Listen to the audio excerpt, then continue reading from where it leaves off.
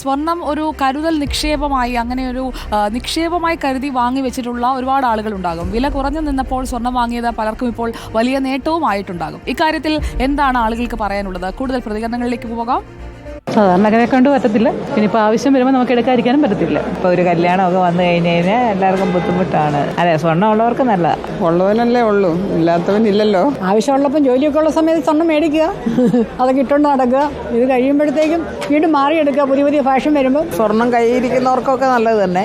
പക്ഷേ പുതിയതായിട്ടും വാങ്ങുന്നവർക്ക് ബുദ്ധിമുട്ടുണ്ടാകും. ശരിക്കും സാധാരണക്കാർക്ക് താങ്ങാൻ പറ്റാത്ത രീതിയിലുള്ള ഒരു വിലകയറ്റമാണ്. പുറത്തുനിന്നൊക്കെ വരുമ്പോൾ ഞങ്ങൾ മേടിക്കാനാണ് വരുന്നത്. പക്ഷേ ഇങ്ങനെ സ്വർണം വില കൂടുമ്പോൾ നമുക്ക് അതൊന്നും അഫോർഡ് ചെയ്യാൻ പറ്റുന്നില്ല. സ്വർണ്ണയിൽ എന്ത് പറയാനും കൂടിക്കൊണ്ട് പോകുന്നുണ്ട്. പ്രശ്നം തന്നെ കൂടുതൽ വില കൂടുമ്പോൾ സാധാരണക്കാർക്ക് വാങ്ങാനും കുറേ കഷ്ടമുണ്ടാവും. പൊന്ന് വാങ്ങാനും നമ്മൾ പെട്ടെന്ന് വാങ്ങാൻ കഴിയുമോ? വില കുറയ്ക്കണോ?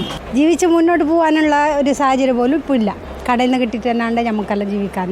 മാക്സിമം അവർ ജോലിയെല്ലാം ചെയ്ത് അവരെന്നെ സമ്പാദിച്ചിട്ട് ഇതാക്കുന്നല്ലാതെ നമുക്കൊന്നും ചെയ്യാൻ പറ്റില്ല. ഇനിയിപ്പോൾ നന്ന കുറയുന്നില്ലല്ലോ, കൂടിക്കൊണ്ട് പോകുന്നല്ലാതെ കഷ്ടമാണ്. എനിക്ക് കുട്ടികൾ 3 പെൺകുട്ടികളാണുള്ളത്. സ്വർണം വാങ്ങിക്കുന്നില്ല.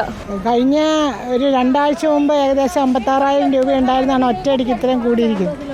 സാധാരണക്കാർക്ക് വലിയ ബുദ്ധിമുട്ടുണ്ടാക്കുക. എൻ്റെ മോക്കെടുക്കുമ്പോൾ 15,000 ഉണ്ടായില്ലേ, ഇനി എടുക്കാനൊന്നും ആവില്ല. ഇപ്പം അങ്ങനെ പോയാൽ എന്നെ വാങ്ങാൻ കഴിയില്ല. ബുദ്ധിമുട്ടാണ് സാധാരണക്കാർക്ക്.